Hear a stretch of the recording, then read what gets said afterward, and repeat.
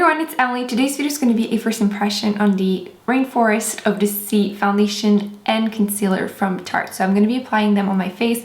I haven't tried them yet, so I'm excited too because I've heard great reviews so far. I'm going to be applying them now. It's almost 8 in the morning, and then I will update you at the end of the day to let you know my thoughts on it. For foundation, I have the color Fair Light Neutral. I kind of had an issue like finding the perfect shade for me in store. By the way, you have to check it well. It says it's so on the bottle. Yeah, so I had to go in store to really find the perfect shade for me because online I wasn't sure, and I'm glad I did because in store I completely chose something else. So you get a little pipette. I'm going to apply some on my hand so we can see the texture. So you can see it's pretty liquidy actually. The color seems to not be too bad. I actually just have like a sunburn on my chest, so I'm not going to match no matter what, but I kind of hit it with the shirt. So I'm going to use a beauty blender because that's what I usually do. I just freshly washed my face and put some moisturizer. I'm not going to apply any primer because I want to see how it works on its own. So let's do half my face to the coverage. It says online that it's supposed to be a moisturizing full coverage foundation, which obviously a beauty blender always tends to like reduce the coverage a little bit, but we're going to still see how it goes. If I wanted more coverage, I could just use a brush, but let's see what it looks like on its own with the beauty blender.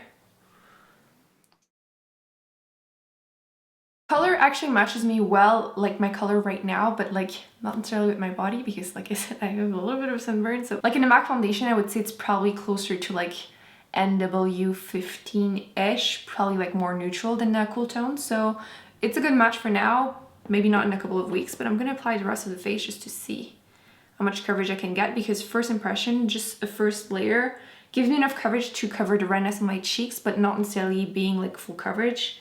But again, beauty blender, right? Let's do the other half.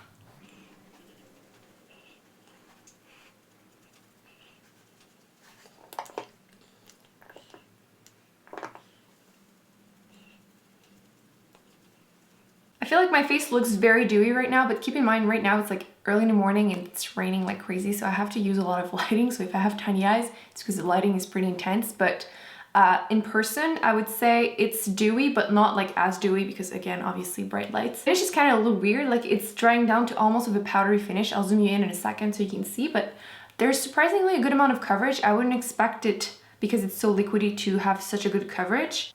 The only thing I can already see that's going to become a problem is that if you're not careful whenever you put it back in there, it's going to become a mess and go everywhere. So just keep that in mind. The beauty blender, I wouldn't say it's full coverage. I would say actually medium, which is again, surprising because it's so liquidy. So far I like it. It doesn't seem to emphasize any dryness anywhere. Usually I get some on my nose or in between my brows. So far it looks good. It did cover, like I said, redness.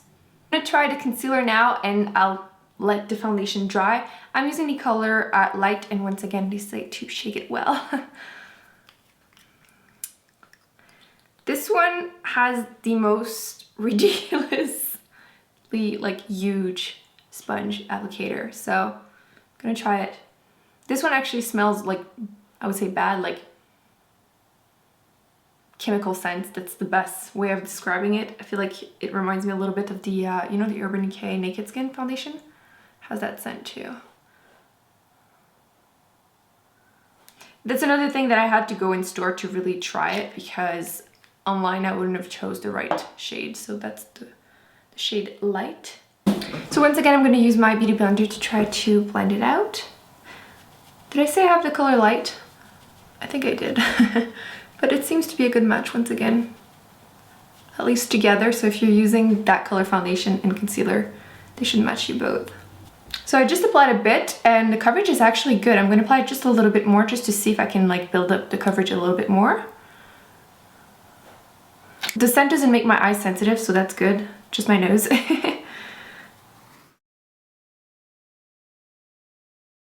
I actually like the concealer, like it was a little bit bellable, so you can really see that it covered really well my dark circle. Not full coverage, but I would say medium, so on a daily basis that's like perfect.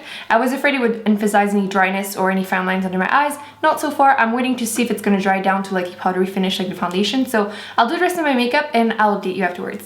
So I applied the rest of my makeup. I let the foundation dry down to the powdery finish. I only applied some blush, and my mistake, I tried to apply some of the Wet n Wild blush and they're really pigmented, so I had a little bit of a blushy cheek happening, but With that said, you can see that it doesn't look patchy whatsoever on top, so that's really good. The formula, like I said, it really ends up to be like a powdery finish. Kind of reminds me of the Giorgio Armani Luminous Silk foundation. So if you were looking for like a cheaper alternative, I think this one kind of gives you a similar effect. I would say this one might emphasize a little bit more of the dryness on my nose than the Giorgio Armani one, but actually still close enough to mention it. Why, hello there. You can see it on my cheeks. It doesn't emphasize my pores. I'm not wearing any powder, any primer, a little bit on my nose. I don't know if you're gonna be really able to see because it's just very little dryness. You can still see my freckles like show through a little bit, which I actually like. I can like still see like skin. It looks like skin, but it gives me a good amount of coverage wherever I needed it. You might still need some concealer if you have like a breakout or anything, but still decent coverage, and the finish is very different. First impression, I would say the foundation might be more targeted towards like normal to combination skin. I can see it like controlling oil a little bit in the T-zone because of the powdery finish. Very, very dry skin, you would probably be able to see the dry patches, but if you moisturize properly, exfoliate and everything, you should be okay with it. I'm just gonna wait like next 10 hours or something, and then I'll update you and see if it makes my face feel drier throughout the day or if it's really moisturizing. We'll see. So I've been wearing this foundation and concealer for 10 hours and I wanted to update you one last time today. I have to say, I've been quite impressed. My skin still looks great. I'm still not used to the powdery finish, but that's just me. But I love the glowiness. It looks super natural, didn't oxidize, didn't dry out my skin more, didn't emphasize it more than it did this morning. My pores are still looking fine. There's a tiny little bit on my nose of like dryness, but like I said, it did do it a little bit this morning. So I would say like if you have dry skin, just be aware of that. The concealer stayed actually pretty decently because I always tend to touch my eyes by habit, and I'm trying out a new mascara that is irritating a tiny little bit my eyes, so it's not helping. But it still stayed very decently, and usually I have to like reblend my concealer. Like I'll apply it, wait a little bit, and then reblend it because it does emphasize a little bit the fine lines. This one I didn't do it, but simply because it didn't tend to do it, and now after like 10 hours it still looks pretty decent. Like, let me zoom you. You might see like the tiniest little bit of dryness, but like my eyes are dry, so I can't really blame the concealer. Overall, I'm actually impressed. I think most people, like if you have a little bit dry skin towards combination skin, I would recommend trying it. I feel like it's kind of a more affordable version of the Giorgio Armani foundation that I tried recently, the Luminous Silk. So if you were looking at that one, were wanting something a little bit more cheap, I would recommend this one. Still not cheap, just more affordable, let's just say that. So overall, it's a thumbs up for me. Am I like completely sold on it? Is it like my new holy grail? No, but I feel like I'm just not used to that like liquid to powder finish. I think it's something that's gonna grow on me, and I think most people would actually really enjoy. So I would simply recommend either looking at swatches online or even going in store to choose your colors, because I think it's the trickiest part in there. If I hadn't chosen them in store, I know I would have chosen wrong, so just keep that in mind.